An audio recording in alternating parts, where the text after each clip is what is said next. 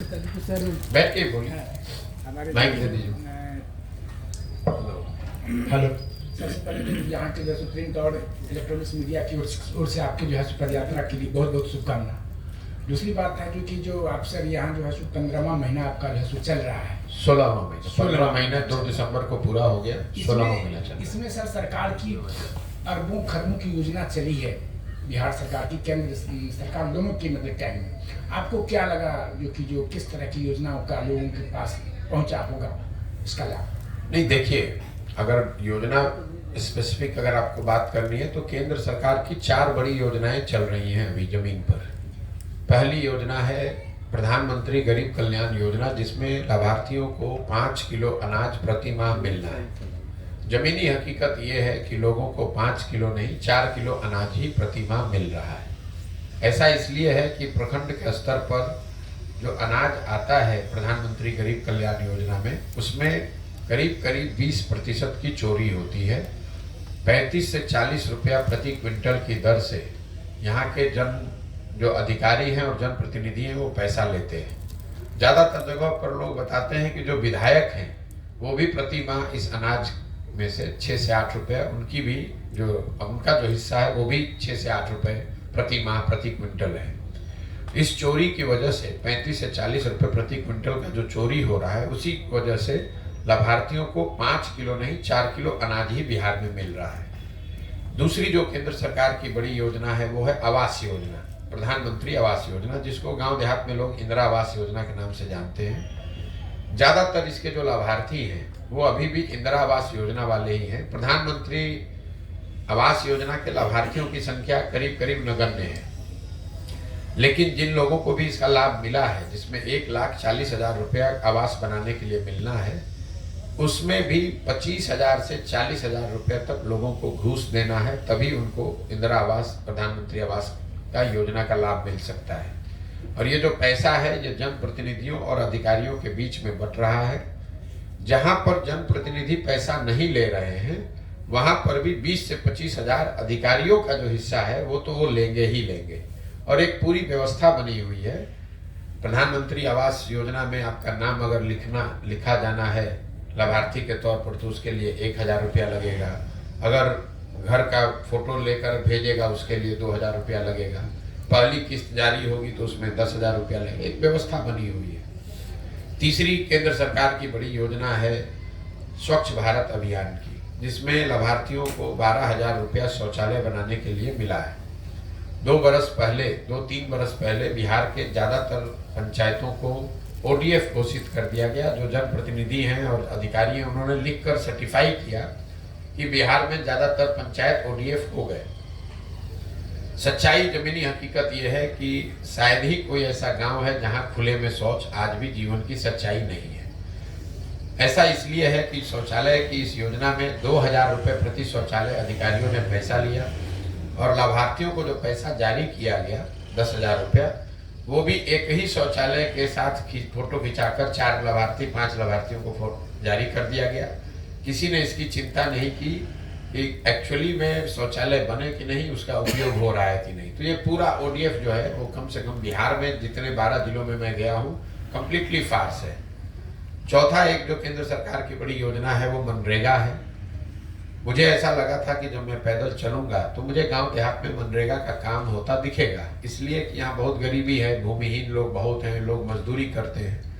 अभी तक 15 साढ़े 15 महीनों में मुझे मनरेगा का कोई सक्रिय काम होता दिखा ही नहीं है। लोग जरूर ये बताते हैं कि भैया ये मिट्टी भरा गया है मनरेगा में, या ये वृक्ष लगाया गया है मनरेगा में, या पंचायत भवन या आंगनबाड़ी का जो केंद्र है उसको मनरेगा के मजदूरों की मदद से बनाया गया है, लेकिन मनरेगा का कोई सक्रिय काम होता मुझे अभी नहीं दिखा है। जब उसको मैंने आंकड़ों में देखा तो पता चला कि पिछले वर्ष मनरेगा में बिहार सरकार का यूटिलाइजेशन है 39%। मतलब अगर 100 रुपया मनरेगा के लिए दिल्ली से आ सकता था बिहार के लोगों के लिए, तो 60 रुपया 61 रुपया तो हम लोग लेकर ही नहीं आए, वो पैसा दिल्ली में सरेंडर हो गया। और जो 39-40 रुपया आया उस मनरेगा में PC का जो दर है, भ्रष्टाचार का जो दर है वो 40 से 50% है। सबसे ज्यादा चोरी अगर कहीं है तो मनरेगा के फंड में है। तो कुल मिला जुलाकर 100 रुपया के बजाय जमीन पर 20-25 रुपया ही मनरेगा के तहत पहुंचा है। ये 4 केंद्र सरकार की बड़ी योजनाओं की जमीनी हकीकत है। राज्य सरकार की जो 4-5 बड़ी योजनाएं चल रही हैं, उसमें एक सबसे बड़ी योजना, सबसे बड़ी तो नहीं लेकिन बड़ी योजना जिसकी घोषणा नीतीश कुमार ने 2015 में की थी, वो है युवाओं को, बेरोजगार युवाओं को 1000 रुपए की मासिक सहायता। 15 में ये अनुमान किया गया था कि 18 साल से 35 साल के हर बिहार के बच्चे को जो बेरोजगार है, अगर उसको 1000 रुपए का मासिक सहायता दिया जाए तो उसको कहीं बाहर नहीं जाना पड़ेगा मजबूरी में मजदूरी करने के लिए। उस समय का अनुमान था कि इस योजना को लागू करने में करीब करीब 10 से 12 हजार करोड़ रुपया हर साल का खर्च होगा, जो बिहार सरकार के बस की बात है, कोई बहुत बड़ा पैसा नहीं है। आज तक इस योजना को न शुरू किया गया, न किसी को इसका लाभ मिला, न कोई पत्रकार पूछता है, न कोई हमें आज तक मिला जिसको 1000 रुपया कभी मिला। योजना को शुरू ही नहीं किया गया। दूसरी एक योजना है स्टूडेंट क्रेडिट कार्ड की। ये बिहार में एक अध्ययन कराया था मैंने 2015 में, तो पता चला कि 1/3 से ज़्यादा परिवार यहाँ ऐसे हैं जो 12वीं के बाद अपने बच्चों को पढ़ाने की स्थिति में नहीं है। उनकी आर्थिक स्थिति ऐसी नहीं है जो अपने बच्चों को 12वीं के बाद आगे पढ़ा सके। इसलिए योजना बनाई गई कि अगर सरकार की गारंटी पर बैंक से पैसा मिल जाए ताकि लोग आगे की पढ़ाई कर सकें, जब उनको नौकरी मिल जाएगी तो वो पैसा वापस कर देंगे। उस समय का अनुमान था कि इसमें करीब 1,25,00,000 लोगों को इसका लाभ मिलेगा। बिहार सरकार का अपना आंकड़ा बता रहा है कि पिछले 10 वर्षों में 9 लाख बच्चों को ही इसका लाभ मिला है। इस योजना को भी करीब करीब ठंडे बस्ते में डाल दिया गया। तीसरी जो राज्य सरकार की बड़ी योजना है वो है नल जल योजना, जिसकी चर्चा आप लोग खूब करते हैं। 2015 में अनुमान किया गया कि अगर 25,000 करोड़ रुपया 5 वर्ष में खर्च किया जाए तो बिहार के हर घर में नल से पानी पहुंच जाएगा। योजना बनी, नल जल योजना, पैसा बटा, बंगरबाट हुआ। सरकार का दावा है कि 2/3 घरों में नल से पानी पहुंच गया है। जमीनी हकीकत यह है कि 2/3 से ज्यादा घरों में नल का पानी नहीं पहुंचा है। योजना या तो ठीक से बनी नहीं, या बनी तो बनकर चल के बंद हो गई, या फिर रख रखाव के अभाव में चोरी होने के कारण से वो योजना बंद पड़ी हुई है। तो 2/3 घरों में आज भी नल से पानी नहीं पहुंचा है। चौथी जो सबसे बड़ी योजना राज्य सरकार की थी वो थी नाली गली के पक्कीकरण की योजना। बहुत कम लोग जानते हैं कि 15 में सबसे बड़ी जो 7 निश्चय की योजना थी वो नल जल योजना नहीं थी, नालियों गलियों के पक्कीकरण की योजना थी। उसमें यह तय किया गया था कि बिहार के हर घर के से जो नाली निकलता है उसका पक्कीकरण किया जाए, उस नाली को एक बड़े नाले से जोड़ा जाए और पानी को गांव से बाहर निकालकर उसका निस्तारण किया जाए। ये पूरा काम करने में 5 वर्ष में 80,000 करोड़ रुपया खर्च किया जाएगा। इस योजना में भी आज तक हमको घरों के नालियों के पक्कीकरण की बात कहीं नहीं दिखी है। गांव में सड़क के किनारे जरूर कुछ बेतरतीब तरीके के नाले बनाए गए हैं, इसका ये दिखाता है कि योजना में पैसा निकाला गया, लेकिन गांव में उस नाले बनाए गए। उन नालों को ना घरों के नालियों से जोड़ा गया, ना नालों से बाहर पानी निकालने की व्यवस्था की गई। नतीजा ये हुआ है कि ज्यादातर ये नाले जो हैं ये कूड़ेदान बन गए हैं। इस पर भैंस लोग बांधते हैं, गोबर पाते हैं, कूड़ा फेंकते हैं, और ये सब नाले करीब करीब बंद हो गए हैं। इसके अलावा जो यहाँ स्वास्थ्य और शिक्षा की बात है उस पर टिप्पणी करना बेकार है। सब आदमी मान रहा है कि शिक्षा व्यवस्था पूरी तरीके से ध्वस्त है। स्वास्थ्य व्यवस्था तो हमको कहीं दिखा ही नहीं। अनुमंडल और जिला अस्पताल में तो हम गए नहीं हैं, तो उस पर हम टिप्पणी नहीं कर सकते हैं। लेकिन प्रखंड पंचायत के स्तर पर कोई भी स्वास्थ्य केंद्र अभी तक हमको चलता हुआ नहीं दिखा। कोई ऐसा स्वास्थ्य केंद्र नहीं दिखा जहां डॉक्टर हो, मरीज हो, दवा कोई बैठा हो, ऐसा दिखा ही नहीं। जो स्वास्थ्य केंद्र छोटे मोटे बने भी हुए हैं वहां पर भैंस, गाय, बकरी वही आपको दिखेगा।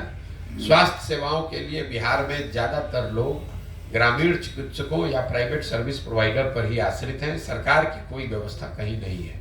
तो मोटे तौर पर ये राज्य सरकार की जो योजना है वो जमीन पर ये मैंने देखा, केंद्र सरकार का मैंने आपको बता दिया। सर एक आपका सर पीसी क्लब चल रहा है महिला के लिए, अलग यूथ के लिए, इसके बारे में क्या कहना है? गाँव में अभी जो बना है, देखिए यूथ क्लब की परिकल्पना बिल्कुल इससे जुदा है। बिहार में जब मैंने जन स्वराज अभियान शुरू किया तो मैंने एक सूची बनवाई कि बिहार में कौन से लोग, किस तरह के लोग यहाँ एमएलए, विधायक, मंत्री, सांसद बनते हैं। तो मैंने जब पिछले 30 वर्ष के विधायकों का और सांसदों का सूची बनवाया तो मुझे पता चला कि यहाँ पिछले 30 वर्ष में सिर्फ 1250-1300 परिवार के लोग ही विधायक और सांसद बने हैं। बिहार की आबादी है 13 करोड़, 3.5 करोड़ परिवार के लोग यहाँ रहते हैं, लेकिन विधायक सांसद यहाँ सिर्फ 1250-1300 परिवार के लोग ही बने हैं। ये एक तरीके से कुछ परिवार का राजनीति पर कब्जा है। विधायक का लड़का विधायक बनेगा, मंत्री का लड़का मंत्री बनेगा। सामान्य जो बच्चा है, अगर आपके बाबूजी विधायक नहीं है, बहुत पैसे वाले नहीं हैं, राजनीति में पहले से बहुत सक्रिय नहीं है, तो आपको चुनाव लड़ने का अवसर बिहार में नहीं है। और ऐसा सिर्फ लालू जी के केस में नहीं है। बहुत लोगों को लगता है कि लालू जी के परिवार का दबदबा है। हर विधानसभा, हर प्रखंड में कोई ना कोई ऐसा परिवार है जो कि राजनीति करता है। जैसे आप उदाहरण के तौर पर देख लीजिए, भाजपा को हम लोग मानते हैं कि भाई, बहुत लोग ऐसा मानते हैं कि भाजपा तो परिवार की पार्टी नहीं है, लेकिन अभी भाजपा के अध्यक्ष हैं सम्राट चौधरी जी बिहार में। इनके बाबूजी शकुनी चौधरी, जब कांग्रेस का दौर था तो कांग्रेस के दौर में शकुनी चौधरी विधायक और मंत्री थे। जब लालू जी का दौर आया तो उसमें भी शकुनी चौधरी जी विधायक और मंत्री थे। जब नीतीश जी का दौर आया तो उसमें भी शकुनी चौधरी जी विधायक और मंत्री बन गए। और आज अगर भाजपा की बढ़त ताकत दिख रही है तो भाजपा को भी कोई दूसरा नहीं मिला, शकुनी चौधरी का बच्चा ही मिला है। तो ये कमोवेश हर प्रखंड, हर जिले की स्थिति है। 4, 5, 10 परिवारों ने राजनीति पर पूरा अपना कब्जा बनाया हुआ है। जिस दल का, जिस नेता का भी हवा होता है, सब उसी में चले जाते हैं। जनता को ऐसा लगता है कि हम इनको हटाकर नया ला रहे हैं, लेकिन नीतीश कुमार, चाहे 15 साल लालू जी का शासन हो या नीतीश कुमार का शासन हो, 2/3 से ज्यादा विधायक और सांसद वही लोग हैं जो पहले लालू जी के साथ थे। इस व्यवस्था को तोड़ने के लिए जन सुराज में हमने एक व्यवस्था बनाने का प्रयास किया है, जिसमें जन सुराज का ये संकल्प है कि पूरे बिहार से 1 लाख बच्चों को, जो राजनीतिक सामाजिक जीवन में आना चाहते हैं, जो बड़े बाप के बच्चे नहीं हैं लेकिन राजनीति में आकर अपने लिए जगह बनाना चाहते हैं, ऐसे 1 लाख बच्चों को, मतलब हर पंचायत में 8 से 10 ऐसे बच्चों को राजनीति में लाने की जो जिम्मेवारी है, उनको प्रशिक्षण है, उनको व्यवस्था है, उनको हाथ पकड़कर आगे बढ़ाने की बात है, वो जिम्मेवारी जन सुराज ने ली है। जन सुराज के माध्यम से मेरा प्रयास है कि हर प्रखंड में 8 से 10 ऐसे बच्चों को चिन्हित किया जाए जो सामाजिक राजनीतिक जीवन में अपने लिए पहचान बनाना चाहते हैं, आगे 4 वर्ष, 5 वर्ष, 10 वर्ष में चुनाव लड़ना चाहते हैं। और ऐसे बच्चों को इन क्लबों के माध्यम से संगठित किया जाए और उनको प्रशिक्षित किया जाए, ताकि आने वाले समय में अपनी क्षमता के अनुसार ये बच्चे वार्ड सदस्य लड़े, मुखिया लड़े, सरपंच लड़े, विधायक लड़े, जो जिसकी क्षमता हो उनको आगे बढ़ाया जा सके। इसीलिए ये क्लब बनाए जा रहे हैं। और एक सब था और कुछ किसी से पूछना।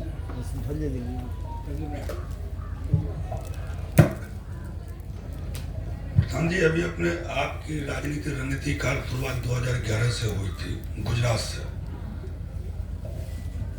और बीजेपी, जेडीयू, कांग्रेस, आप वाईएसआरसीपी, डीएमके और टीएमसी के साथ भी आपने काम किया। फिर जेडीयू में 18 से 20 तक का आपने रहा।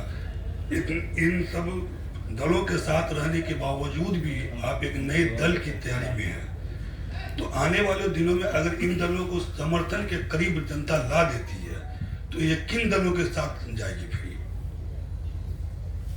देखिए, पहली बात तो ये है कि जो आपने बात बताई कि 10 साल मैंने अलग अलग दल और नेताओं के साथ काम किया है, और उसी काम के आधार पर जो अनुभव मेरा है कि सिर्फ दलों को जिताने हाराने से, नेताओं के चुनाव जीतने हारने से बहुत समाज में आमूल चूल परिवर्तन नहीं आता है।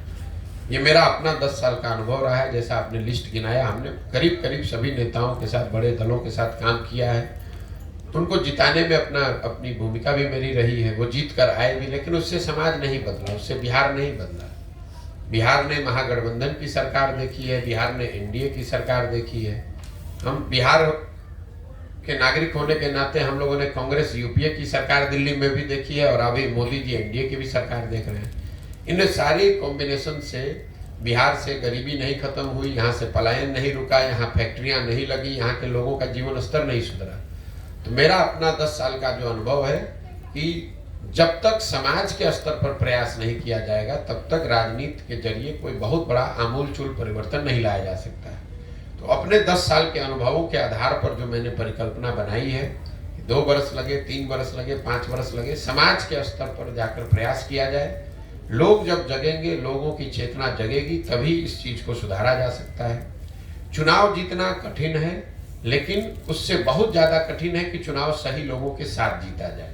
तो ये जो पूरा प्रयास है, ये सिर्फ चुनाव दल बनाकर चुनाव जीतने का प्रयास नहीं है, ये सही लोगों के साथ दल बनाकर चुनाव जीतने का प्रयास है, ताकि जीतने के बाद सही मायनों में यहाँ व्यवस्था परिवर्तन की दिशा में काम किया जा सके। आपने कहा गठबंधन वगैरह, तो ये जो पूरा प्रयास है, इसमें जब कोई दल ही नहीं है तो गठबंधन कैसे बनेगा? गठबंधन का कोई सवाल नहीं है। जब दल बनेगा तो ये जो पूरी परिकल्पना है, इसमें आप यकीन रखिए, या तो हम अर्श पर मरेंगे या फर्श पर मरेंगे, बीच में आने की कोई संभावना नहीं। अगर समाज को ये बात समझ में आ जाए तो इतनी सीट मिलेगी कि आपको किसी को गिनने की जरूरत नहीं पड़ेगी, किसी से गठबंधन की जरूरत नहीं पड़ेगी। लेकिन अगर इतने सारे प्रयास के बावजूद भी समाज को ये बात समझ में न आए तो 2-4-10 सीट भी नहीं मिलेगा, 0 सीट आएगा, तो फिर उस स्थिति में भी गठबंधन की जरूरत नहीं है। तो वो बिल्कुल क्लियर है, कहीं किसी तरह का कोई जोड़ तोड़ गठजोड़ गठबंधन उसकी जरूरत ना है ना होगी। या तो बात जनता के समझ में आएगी और जनता इसको एक नए विकल्प के तौर पर स्थापित करेगी, जनता का राज बनाएगी। अगर उनको नहीं समझ में आएगा तो जैसे चल रहा है वैसे चलता रहेगा।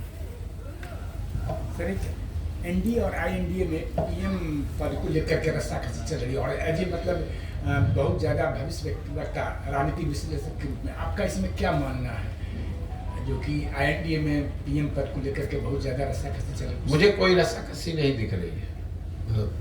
पहले आप अपना गठबंधन बनाइएगा, चुनाव लड़िएगा, जीतिएगा, तब ना। प्रधानमंत्री का पद तो बहुत बड़ी बात होती है। बिहार में बड़बोलापन यहाँ के सामाजिक राजनीतिक जीवन की सच्चाई है।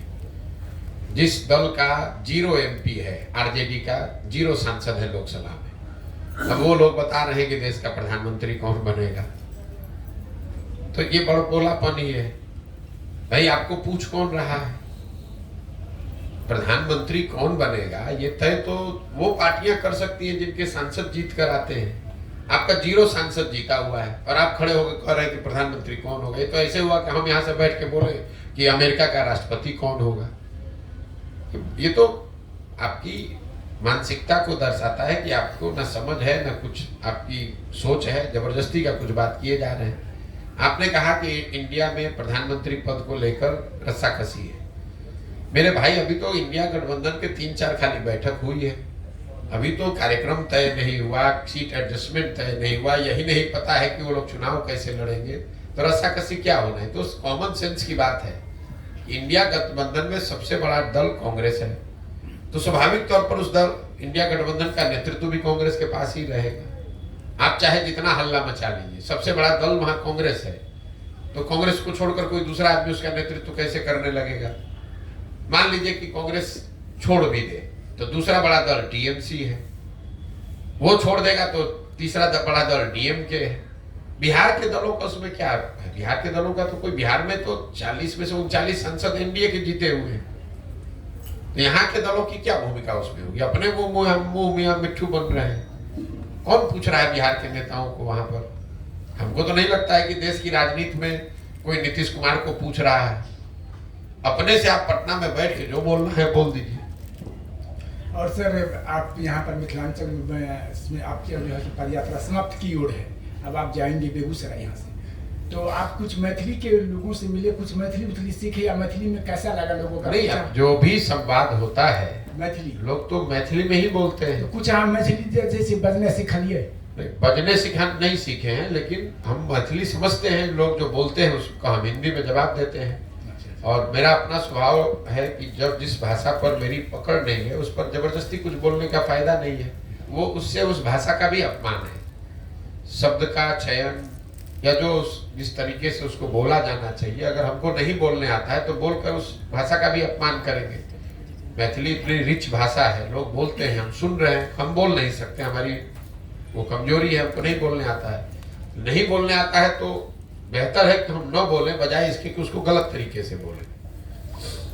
यहाँ के लोगों का भाव भंगिमा आप कैसा लगा? स्वभाव विचार मिथिला में आप घूमे हैं रास्ते में? देखिए, भाव भंगिमा का जहाँ तक सवाल है तो मुझे मिथिला के लोगों में कोई बहुत ज़्यादा फर्क मैं दूसरे हिस्से से आ रहा हूँ वो है नहीं। जो परेशानी लोग झेल रहे हैं चंपारण में, छपरा में, गोपालगंज में, कमोवेश वही परेशानी लोग दरभंगा, मधुबनी में भी झेल रहे हैं। यहाँ गरीबी खास करके सीतामढ़ी और मधुबनी के इलाकों में थोड़ी ज़्यादा दिखी, पलायन बहुत ज़्यादा दिखा। किसी ज़माने में लोग यहाँ पर पढ़े लिखे होते थे, वो बात देखने सुनने को मिली। लेकिन आज आप जो लोग हम जैसे आए थे, लोगों ने कहा कि ये पढ़े लिखे लोगों की ज़मीन है, मधुबनी में बहुत पढ़े लिखे लोग आपको मिलेंगे। मुझे ऐसा नहीं दिखा। कभी आपके बाप दादा बहुत पढ़े लिखे होंगे, आज के तारीख में तो मिथिला में जो ज़्यादातर जगह है, आप यहाँ से मजदूर ही पैदा कर रहे हैं, यहाँ से आप विद्वान नहीं पैदा कर रहे हैं। ये तो आपका भ्रम है। हम लोग बहुत पढ़े लिखे समझदार लोग हैं, कभी थे, आज नहीं है। आज सबसे ज़्यादा घरों से यहाँ से मिथिला से लोग मजदूरी करने जा रहे हैं। आज आप बिहार के सबसे गरीब इलाके में एक हैं, पढ़ाई लिखाई चौपट हो गई है, लोग रोजी रोजगार के लिए बाहर जाकर मजबूरी में पलायन करने के लिए मजबूर हैं। तो कुल मिला जुला के यही स्थिति है। वो मांस मखान वाली जो बात है वो बहुत जमीन पर दिखी नहीं। आप मधुबनी में जाइएगा, वहाँ कहाँ मखाना की खेती हो रही है, तो करीब करीब बंद हो गई है। पान कहाँ खेती हो रही है, पान की खेती बंद हो गई है। तो अब बातें धीरे धीरे किताबों में और आपकी यादों में सिमट के रह गई हैं। आज जीवन की सच्चाई यही है कि आपको मजदूरी करना है, पढ़ाई के लिए साधन नहीं है, नौकरी की कोई व्यवस्था नहीं है, और लोग अपने जीवन यापन चलाने के लिए बड़ा संघर्ष कर रहे हैं।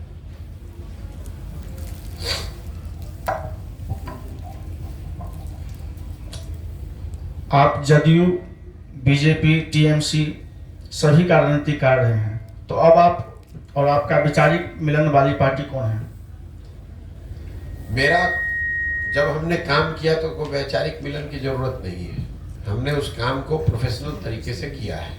जिसका काम, जिसकी जिम्मेवारी ली, उस काम को किया। मेरी जो अपनी विचारधारा है वो विचारधारा आपको जन स्वराज की विचारधारा में दिख रही है। अगर मेरा वैचारिक मिलन किसी दल से होता तो उसी दल में हम शामिल रहते। किसी से मेरा वैचारिक मिलन नहीं है, इसीलिए किसी दल में नहीं है, हम अपनी व्यवस्था बना रहे हैं। क्या बिहार में आपकी पार्टी किसी पार्टी से समझौता करेगी? तो सवाल भैया पूछ चुके, क्योंकि जब हमारा पार्टी है नहीं तो समझौता करने का सवाल कहाँ होता है। बिहार में अभी सभी जातियों की अपनी अपनी पार्टी है, तो आपकी पार्टी किस जाति का है? ये तो आपका भ्रम है। किस जाति का कौन पार्टी है हमको तो नहीं मालूम है। आप पहले हमको बता दीजिए कि कौन सी जाति का कौन पार्टी है, तो हम बता देंगे कि हमारे ये जन स्वराज किस जाति का होगा। मतलब भाजपा किस जाति की पार्टी है हमको तो नहीं मालूम है। आरजेडी किस जाति की पार्टी है हमको नहीं मालूम है। तो आरजेडी वाले भी नहीं कह रहे हैं, आप कह रहे हैं कि किसी जाति का पार्टी है।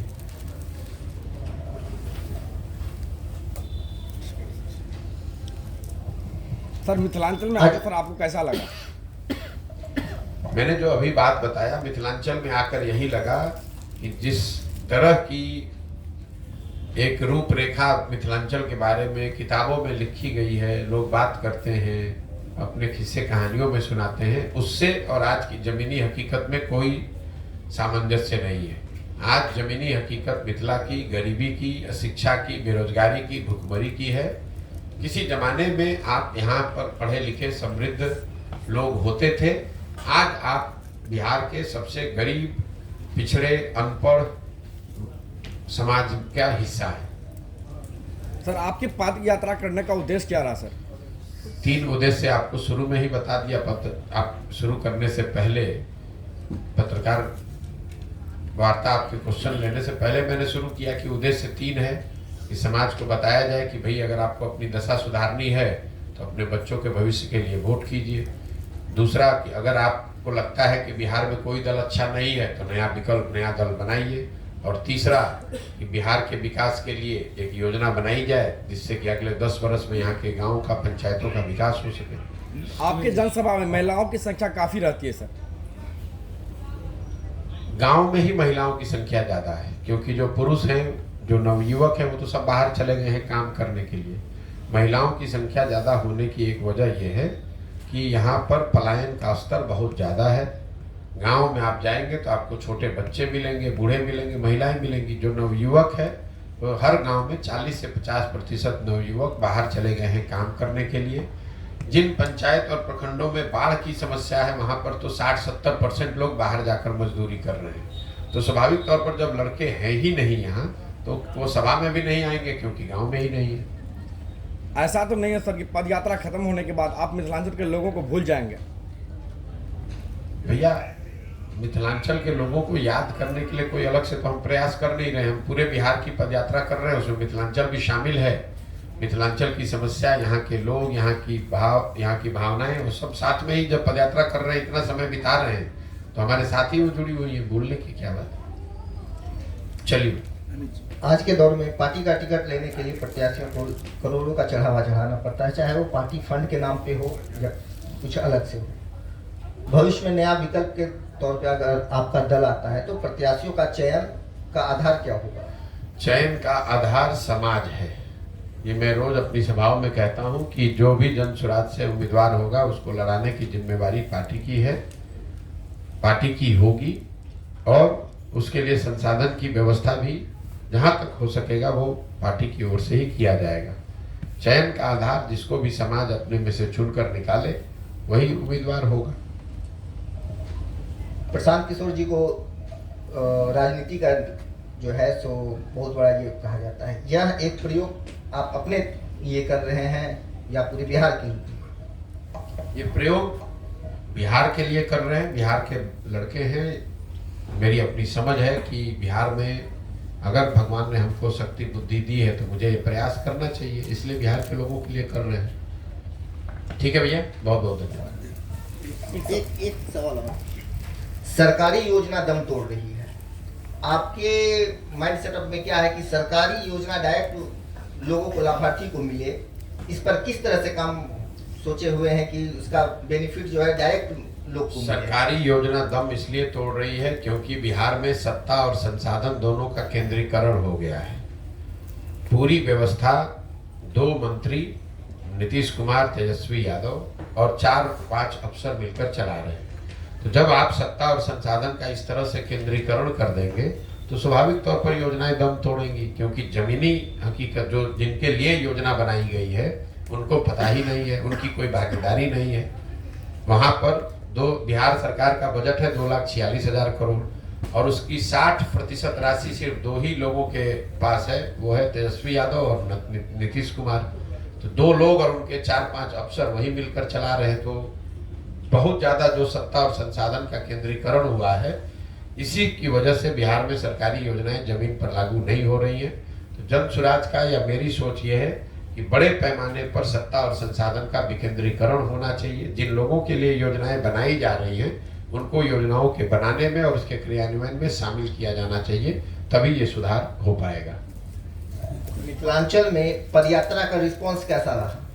ये तो आप आकलन कीजिएगा कि रिस्पांस कैसा रहा। हम तो जो आदमी घोड़े पे बैठा है उसको क्या समझ में आएगा कि नहीं, तो क्या हम लोग तो एक प्रखंड या एक पंचायत है। तो भाई आप अपने प्रखंड में आप देखिए कि क्या रिस्पांस है। जो आपके प्रखंड में होगा वही दूसरे प्रखंड में भी होगा। रिस्पांस क्या है ये तो हमारे पास कोई थर्मामीटर है नहीं कि हम लगा कर देखें कि रिस्पांस अच्छा है कि खराब है। हम अपना काम कर रहे हैं, रिस्पांस अच्छा हो तो भी, खराब हो तो भी। हमारी जिम्मेवारी है, हमको इसको करना है। 5 आदमी आएगा तो भी करेंगे, 500 आदमी आएगा तो भी करेंगे।